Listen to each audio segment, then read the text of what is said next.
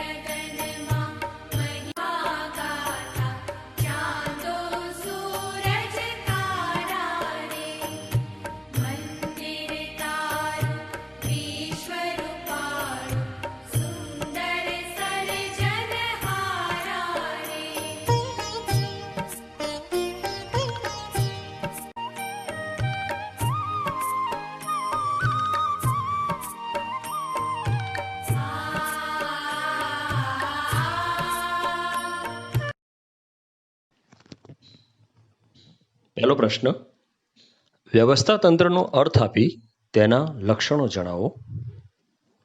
પાના નંબર 2 ઉપર આ જવાબ છે. અર્થ. ચેપ્ટરની શરૂઆત કરી ત્યારથી જ આપણે અર્થ શીખતા આવ્યા છીએ. ફરીવાર અર્થ બોલી લઈએ છીએ. સમાન ધ્યેયની સિદ્ધિ માટે કાર્ય કરતી વ્યક્તિઓ વચ્ચે સત્તા અને જવાબદારીની વહેંચણી કરતું માળખું એટલે વ્યવસ્થા તંત્ર. 12મા ધોરણના વિદ્યાર્થીને કોઈ પણ પૂછે વ્યવસ્થા તંત્ર એટલે શું, એટલે બે શબ્દો ખાસ આવવાના: સત્તા અને જવાબદારીની વહેંચણી થતી હોય. જોઈએ વ્યવસ્થા તંત્રના લક્ષણો કયા કયા છે. વ્યવસ્થા તંત્રના કુલ 8 લક્ષણો છે. પહેલું આયોજન પર આધારિત, બીજું માનવ પરિબળને મહત્વ, ત્રીજું ધ્યેયલક્ષી પ્રવૃત્તિ, ચોથું સત્તા અને ફરજોની સોંપણી, પાંચમું પરિવર્તનશીલતા, છઠ્ઠું દેખરેખ અને અંકુશ જરૂરી, સાતમું આંતર સંબંધોની સ્થાપના અને આઠમું સામૂહિક પ્રવૃત્તિ. આઠેય મુદ્દાને સરળતાથી યાદ રાખવા માટે એક સરસ મજાનું સૂત્ર છે: અમ્મા ધીસ પરી દેખ, અને પરીનું નામ છે આશા. સૂત્રને મુદ્દામાં સેટ કરી નાખીએ.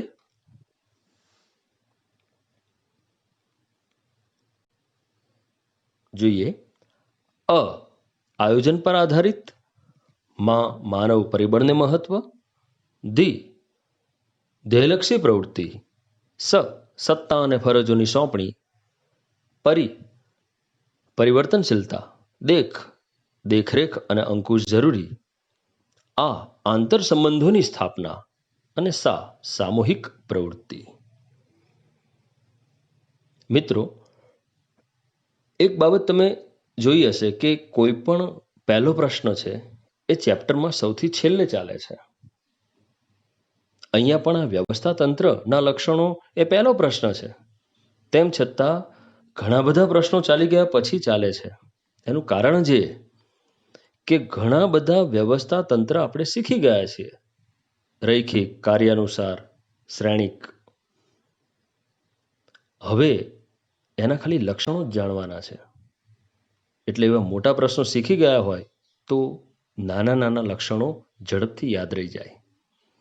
એટલે આ બધા જ વ્યવસ્થા તંત્ર શીખી ગયા પછી આપણે છેલ્લે એના લક્ષણો લઈએ છીએ. જોઈએ છે દરેક મુદ્દાઓ.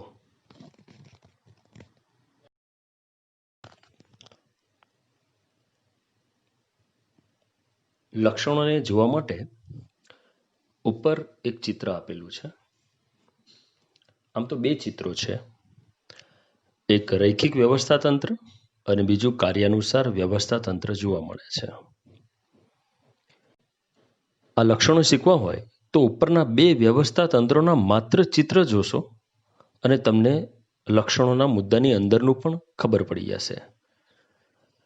પરીક્ષામાં કોઈ ચિત્ર દોરવાના નથી, માત્ર લક્ષણો જ લખવાના છે. જોઈએ પહેલું, આયોજન પર આધારિત.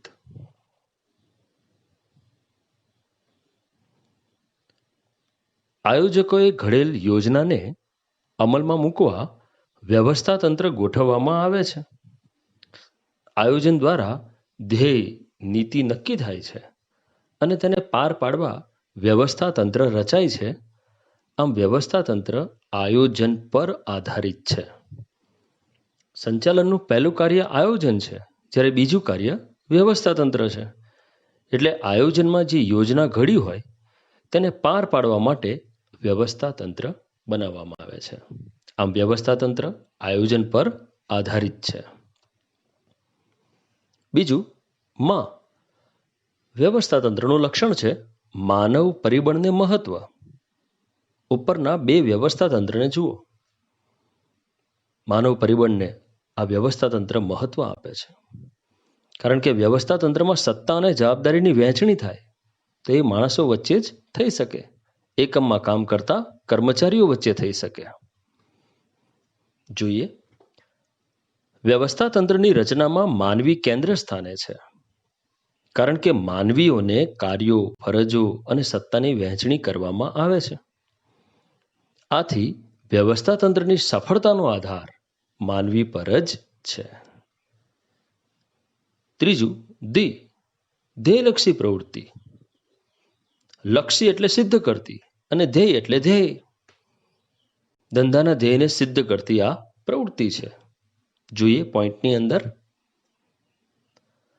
ધંધાકીય એકમની ધ્યેય સિદ્ધિ માટે વ્યવસ્થા તંત્ર રચવામાં આવે છે. એટલે કે વ્યવસ્થા તંત્ર ધ્યેયલક્ષી પ્રવૃત્તિ છે.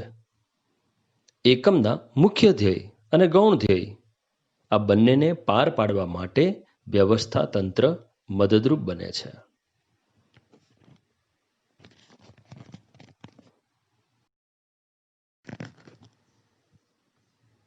એના પછીનો મુદ્દો, સત્તા અને ફરજોની સોંપણી. ચિત્રમાં જોઈ શકાય છે અહીં દરેક કર્મચારીને પોતપોતાની સત્તા અને ફરજો એટલે કે જવાબદારીની સોંપણી કરવામાં આવે છે. તો વ્યવસ્થા તંત્રનું લક્ષણ બની ગયું.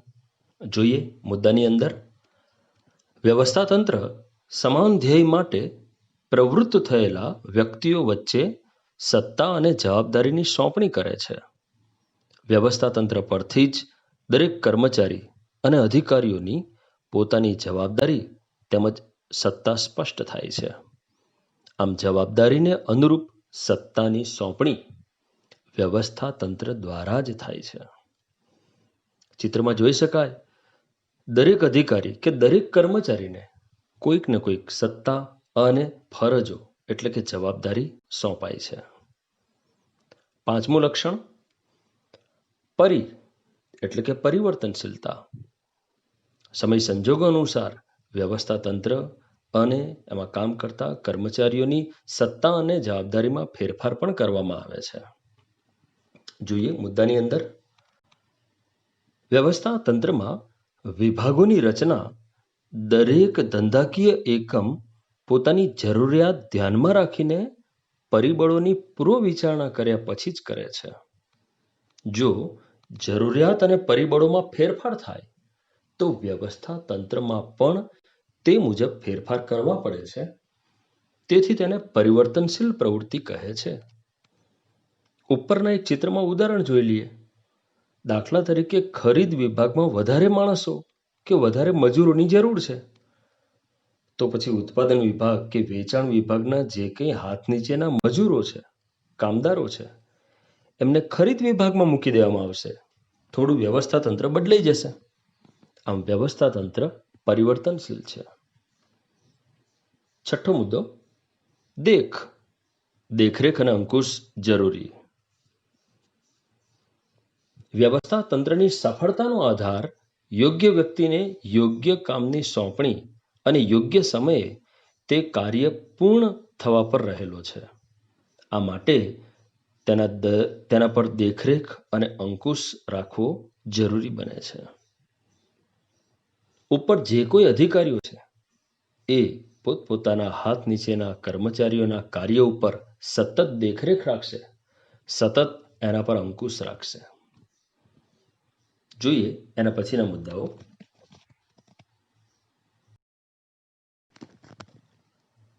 છેલ્લા 2 મુદ્દા દેખી લઈએ. 7મો મુદ્દો છે આંતર સંબંધોની સ્થાપના. વ્યવસ્થા તંત્રમાં દરેક કર્મચારીઓના અંદરના સંબંધો, માલિક અને કર્મચારીઓ વચ્ચેના સંબંધોની સ્થાપના કરવામાં આવે છે. વ્યવસ્થા તંત્ર કાર્ય, હોદ્દાઓ કે વિભાગો વચ્ચે આંતર સંબંધોની સ્થાપના કરે છે. તે એક કાર્યના બીજા કાર્ય સાથેના તેમજ એક વિભાગના બીજા વિભાગ સાથેના સંબંધો સ્પષ્ટ કરે છે.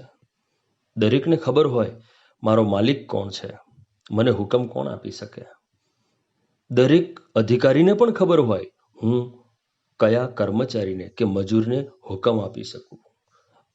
અધિકારીને એ પણ ખબર હોય મારે કોના હુકમોનું પાલન કરવાનું છે. આમ વ્યવસ્થા તંત્રમાં આંતર સંબંધોની સ્થાપના કરવામાં આવે છે. 8મો મુદ્દો સામૂહિક પ્રવૃત્તિ. સામૂહિકનો મતલબ છે સાથે રહીને થતી પ્રવૃત્તિ. એકાદ વ્યક્તિ હોય તો એના માટે વ્યવસ્થા તંત્ર ન હોય. 2 કે તેથી વધુ વ્યક્તિઓ ભેગી થતી હોય ત્યાં જ સત્તા અને જવાબદારીની વહેંચણી કરવી પડે, એટલે કે વ્યવસ્થા તંત્ર બનાવવું પડે. આમ વ્યવસ્થા તંત્રનું છેલ્લું લક્ષણ સામૂહિક પ્રવૃત્તિ.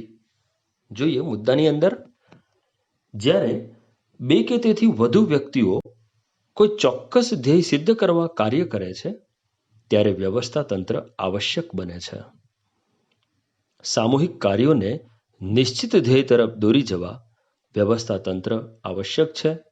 આમ વ્યવસ્થા તંત્ર એ સમૂહથી થતી પ્રવૃત્તિ છે, સાથે મળીને થતી પ્રવૃત્તિ છે.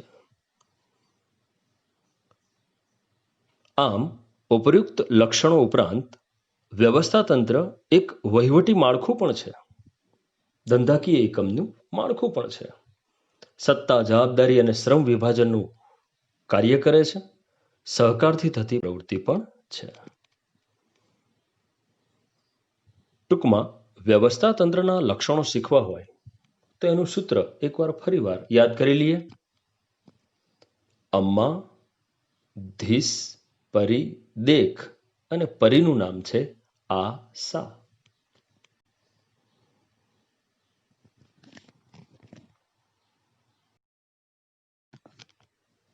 એક નવો પ્રશ્ન જોઈ લઈએ.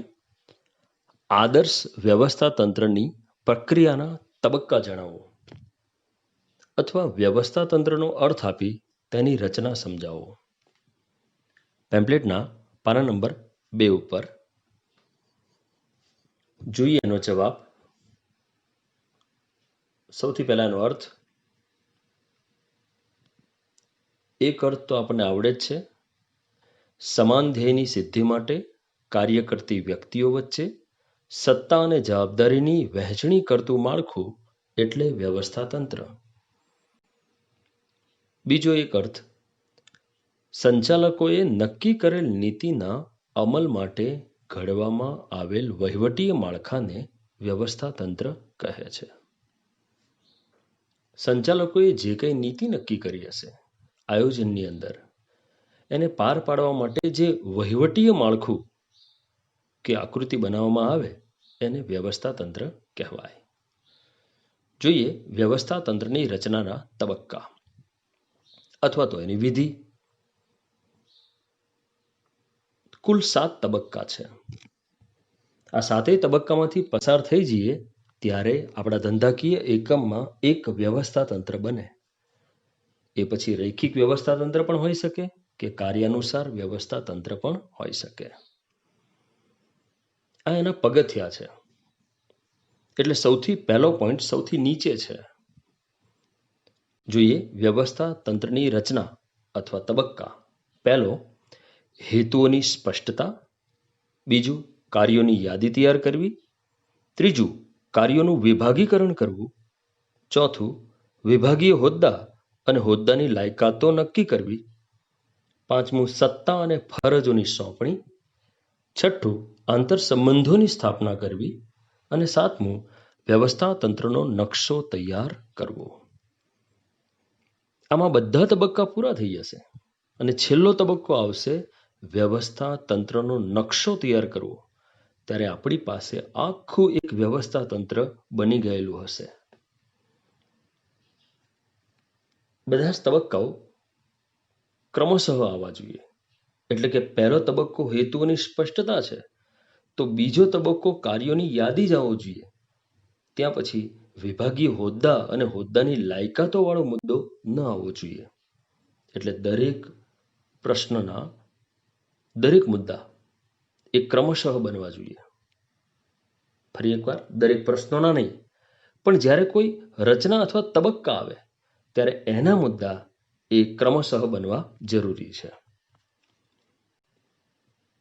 બધા જ મુદ્દા ક્રમમાં યાદ રહી શકે એટલા માટે એક સૂત્ર બનાવેલું છે. હે કાકા 20 આવ.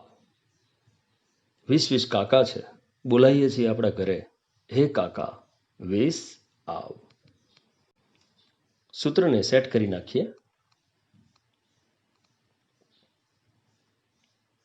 સૂત્ર સેટ થઈ ગયું. હે, હેતુઓની સ્પષ્ટતા. કા, કાર્યોની યાદી તૈયાર કરવી. કા, કાર્યોનું વિભાગીકરણ કરવું. વી, વિભાગીય હોદ્દા અને હોદ્દાની લાયકાતો નક્કી કરવી. સત્તા અને ફરજોની સોંપણી કરવી. આ, આંતર સંબંધોની સ્થાપના કરવી. અને વ્યવસ્થા તંત્રનો નકશો કે ચાર્ટ તૈયાર કરવો. જો સૂત્ર યાદ રહી જશે તો ક્રમમાં પણ દરેક મુદ્દા યાદ રહી જશે. પણ ફરી એકવાર, રચના છે, તબક્કા છે, વિધિ છે, અને તેથી મુદ્દા આ ક્રમમાં જ લખાવા જોઈએ. ચાલો શરૂઆત કરીએ દરેક મુદ્દાની સમજૂતી સાથે.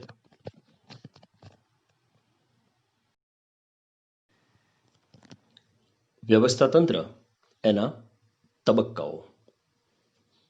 આ તબક્કા જ્યારે આપણે શીખીએ છીએ ત્યારે દરેક તબક્કામાં એક એક નીચે ઉદાહરણ પર મૂકતા જઈએ છીએ, જેથી દરેક તબક્કા સહેલાઈથી યાદ રહી શકે. સૂત્ર છે, હે કાકા 20 આવ. પહેલું, હેતુઓની સ્પષ્ટતા. સૌપ્રથમ એકમના ધ્યેય કે હેતુઓને ધ્યાનમાં લઈ વ્યવસ્થા તંત્રનું માળખું નક્કી થાય છે. આ માટે એકમના મુખ્ય અને ગૌણ ઉદ્દેશોની જાણકારી મેળવવામાં આવે છે. ધ્યેયોની સ્પષ્ટતા વિના રચાયેલું વ્યવસ્થા તંત્ર નિષ્ફળ જવાની શક્યતાઓ ધરાવે છે. તમારે તમારા ધંધાનું વ્યવસ્થા તંત્ર બનાવવું હોય તો સૌથી પહેલા હેતુ સ્પષ્ટ કરવો પડે. જો એનું ઉદાહરણ આપણે નીચે લેતા જઈએ છીએ. આ ધંધાએ પોતાનું વ્યવસ્થા તંત્ર બનાવવું છે એટલે સૌથી પહેલા હેતુ નક્કી કરી નાખ્યા. ઉત્પાદન 1 લાખ એકમોનું, વેચાણ 90,000 એકમોનું, વહીવટ હિસાબ કિતાબ થશે. એ બી એક હેતુ છે, ઉત્પાદનના 1,00,000 એકમોના અને વેચાણના 90,000 એકમોનો વહીવટ થશે. સૌથી પહેલા હેતુ નક્કી કરી નાખ્યો. દરેક મુદ્દાના નીચે ઉદાહરણ બનશે અને એને આધારે આખી આકૃતિ બની જશે જે વ્યવસ્થા તંત્ર હશે. ફરી એકવાર મુદ્દો પહેલો, હેતુઓની સ્પષ્ટતા. સૌપ્રથમ એકમના ધ્યેય કે હેતુઓને ધ્યાનમાં લઈ વ્યવસ્થા તંત્રનું માળખું નક્કી થાય છે. આ માટે એકમના મુખ્ય અને ગૌણ ઉદ્દેશોની જાણકારી મેળવવામાં આવે છે. ધ્યેયોની સ્પષ્ટતા વિના રચાયેલું વ્યવસ્થા તંત્ર સદંતર નિષ્ફળ જવાની શક્યતા ધરાવે છે. બીજો મુદ્દો, કા એટલે કાર્યોની યાદી તૈયાર કરવી. હેતુઓની સ્પષ્ટતા કર્યા બાદ જો હેતુ તો નક્કી થઈ ગયા, હવે હેતુઓની સિદ્ધિ માટે, એને સિદ્ધ કરવા માટે કયા કયા કાર્યો કરવા પડશે તેની વિગતવાર યાદી તૈયાર કરવામાં આવે છે. યાદી તૈયાર કરવાથી કોઈ કાર્ય બેવડાતું નથી. આ ઉપરાંત કાર્યનો સ્પષ્ટ ખ્યાલ આવે તે માટે જરૂર જણાય ત્યાં કાર્યની વ્યાખ્યા કરી લેવામાં આવે છે. દાખલા તરીકે અર્ધ તૈયાર માલ, તૈયાર માલ. ચાલો એનું ઉદાહરણ દેખી લઈએ એટલે મુદ્દાની અંદરનું ખબર પડી જાય. જુઓ, આ ઉપરના હેતુઓ સિદ્ધ કરવા માટે કામની યાદી તૈયાર કરી. કાચા માલની ખરીદી, જાહેરાત, વેચાણ, ઓફિસ ખર્ચ, જાહેરાત, કાચા માલની ખરીદી, હિસાબી ચોપડા, કોમ્પ્યુટરની ખરીદી, અર્ધ તૈયાર માલ, તૈયાર માલ. જો મુદ્દાની અંદર લખેલું છે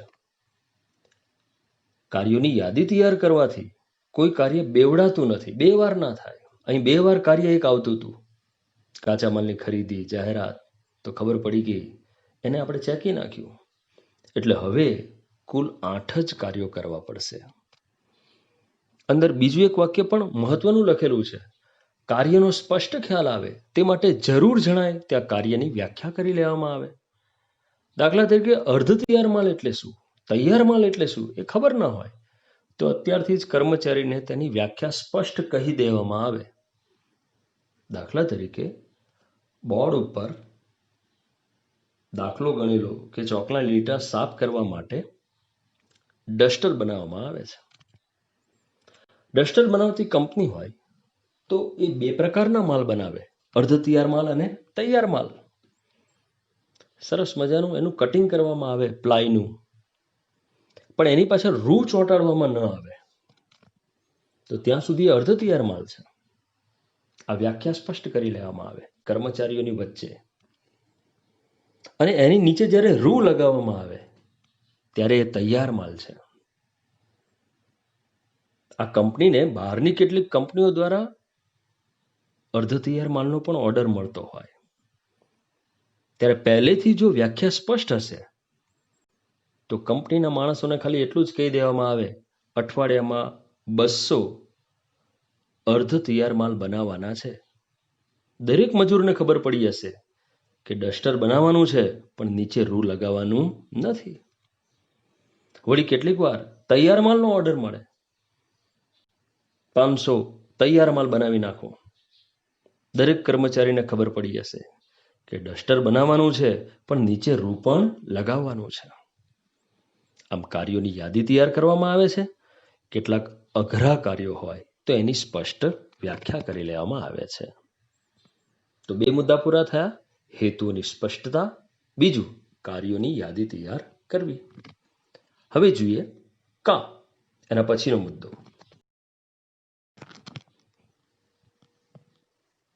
ત્રીજો મુદ્દો, કાર્યોનું વિભાગીકરણ કરવું. જુઓ, નીચે ચિત્ર આપેલું છે એ અગાઉનો મુદ્દો છે, કાર્યોની યાદી તૈયાર કરેલ છે.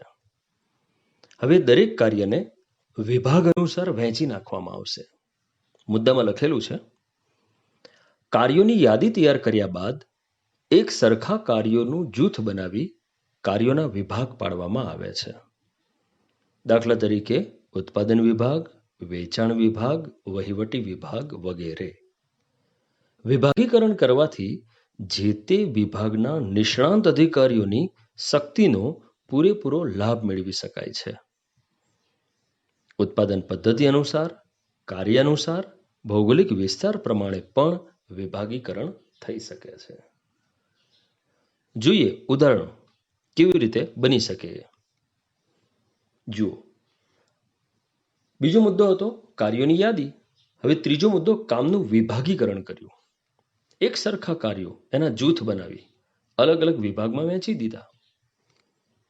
જો કાચા માલની ખરીદી ઉત્પાદન વિભાગ માટે, જાહેરાત વેચાણ વિભાગમાં ગયું, વેચાણ વિભાગ માટે, ઓફિસ ખર્ચ આ કાર્ય વહીવટી વિભાગમાં મૂકી દીધો, હિસાબી ચોપડા એ પણ વહીવટી વિભાગમાં મૂક્યો, કોમ્પ્યુટરની ખરીદી વહીવટી વિભાગમાં મૂક્યું, અર્ધ તૈયાર માલ અને તૈયાર માલ ઉત્પાદન વિભાગમાં મૂક્યું.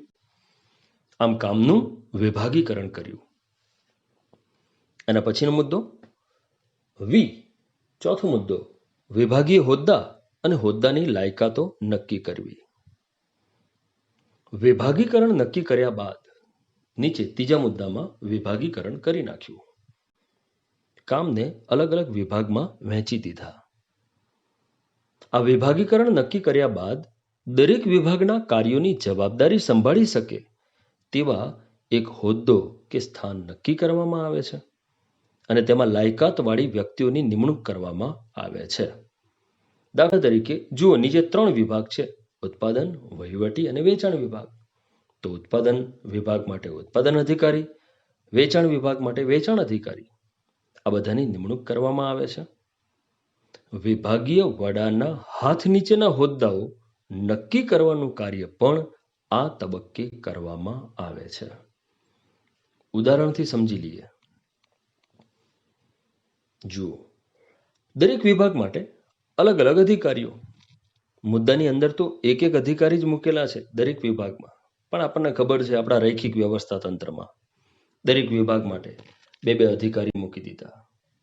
ખરીદ અધિકારી, ઉત્પાદન અધિકારી, વહીવટ માટે વહીવટ અધિકારી, હિસાબી અધિકારી, વેચાણ માટે વેચાણ અધિકારી, વિજ્ઞાપન અધિકારી.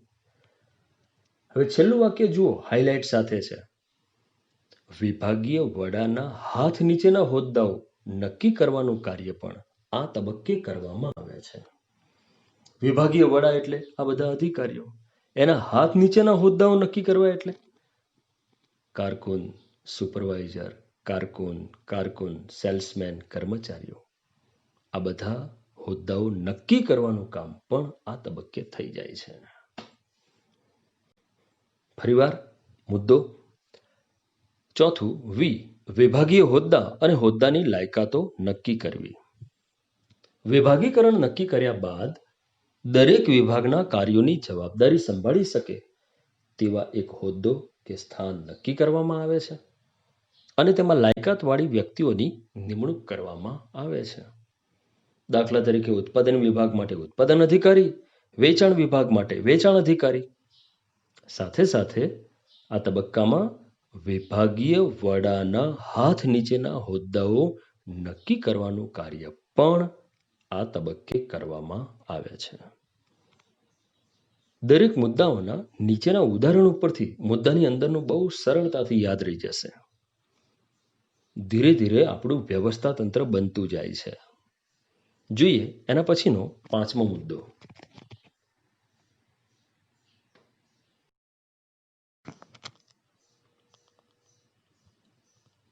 જુઓ, અત્યાર સુધી આપણું વ્યવસ્થા તંત્ર આટલું બનેલું છે.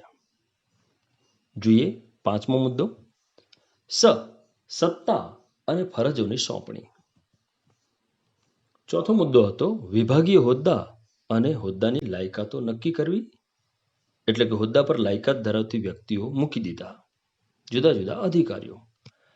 આ ઉપરાંત હાથ નીચેના હોદ્દાઓ એટલે કે કાસુ કાકાનો શેક, કારકુન, સુપરવાઇઝર, કારકુન, સેલ્સમેન અને કર્મચારી, એમની નિમણૂક પણ કરી નાખી. હવે 5મો તબક્કો આવે છે સત્તા અને ફરજોની સોંપણી એ લોકોને કરવામાં આવે, આપવામાં આવે. મુદ્દાની અંદર વિભાગીય હોદ્દા અને હોદ્દાની લાયકાતો નક્કી થયા બાદ આ તબક્કે દરેક વિભાગીય અધિકારીઓને તેમની ફરજો એટલે કે જવાબદારી સોંપવામાં આવે છે તથા તેમની ફરજો સફળતાપૂર્વક પાર પાડી શકે તે માટે તેઓને જરૂરી સત્તા પણ સોંપવામાં આવે છે. એટલે કે સત્તા અને જવાબદારીની અધિકારીઓને સોંપણી કરવામાં આવે છે.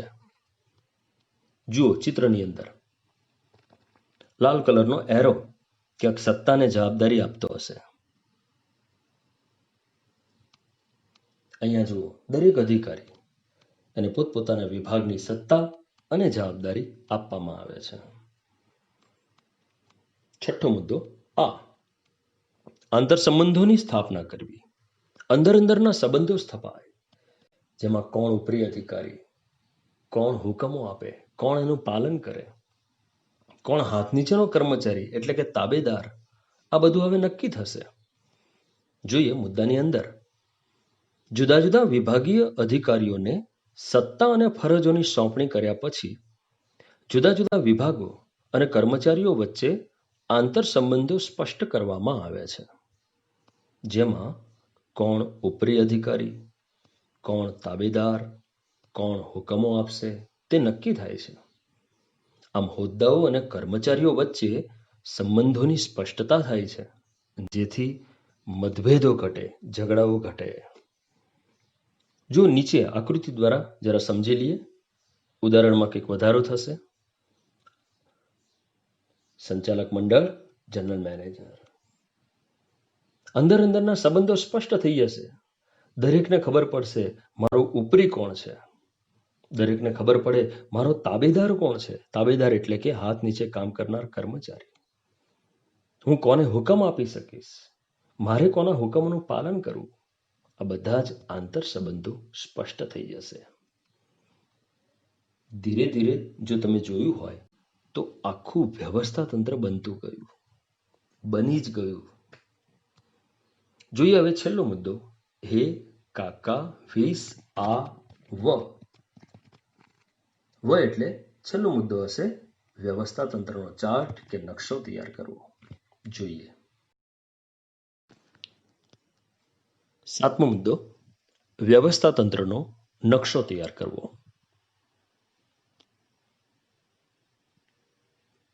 જોઈએ આખું આ વ્યવસ્થા તંત્ર બની ગયું.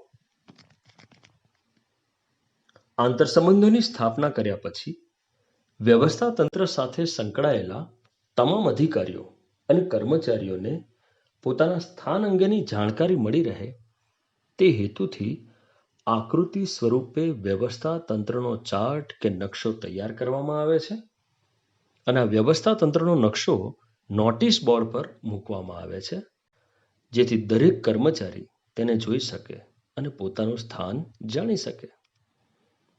જ્યાં સુધી 7મા તબક્કા સુધી પહોંચીશું ત્યાં સુધીમાં તો આખું વ્યવસ્થા તંત્ર બની ગયું હશે.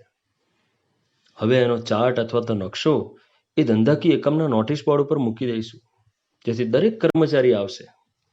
અહીં દરેક જગ્યાએ દરેક અધિકારી કે સંચાલક મંડળ કે જનરલ મેનેજરના નીચે કર્મચારીનું નામ લખેલું હશે. સુપરવાઇઝર કે ફોરમેનના નીચે પણ કર્મચારીનું નામ લખેલું હશે. દરેક જણ આવશે, તેને જોશે અને ધંધામાં પોતાનું સ્થાન જાણી શકશે. તો આખું આ વ્યવસ્થા તંત્ર પૂરું થયું.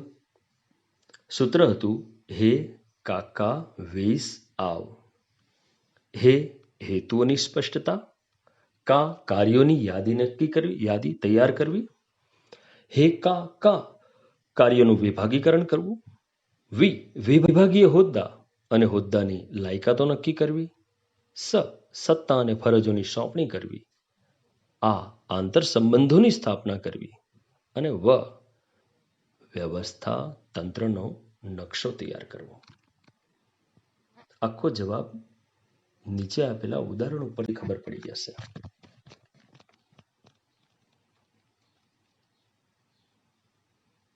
છેલ્લે લખેલું છે, અંતમાં કહી શકાય કે વ્યવસ્થા તંત્ર એ એક વૈજ્ઞાનિક પ્રક્રિયા છે અને તેથી તેની રચના યોગ્ય ઢબે થવી જોઈએ. જો ખોટી રીતે થાય તો આખું વ્યવસ્થા તંત્ર પણ નિષ્ફળ જાય. તો આખો જવાબ બહુ જ મહત્વનો આઈએમપી છે. દરેક વિદ્યાર્થી તેને મોઢે કરી લેશે, સૂત્રવાળી નોટ અને પ્રેક્ટિસની નોટમાં લખી નાખશે. તો મિત્રો, આજે આપણે 2 પ્રશ્નો શીખ્યા છીએ. વ્યવસ્થા તંત્રનો અર્થ તેના લક્ષણો.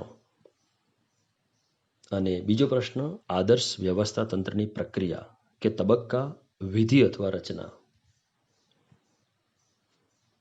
વ્યવસ્થા તંત્રનો અર્થ અને લક્ષણો. સૂત્ર હતું અમ્મા ધીસ પરી દેખ આશા, અને તબક્કાનું સૂત્ર હતું હે કાકા વીસ આવ. હોમવર્કમાં બંને પ્રશ્નો સૂત્રની નોટ અને પ્રેક્ટિસની નોટમાં લખી નાખવા.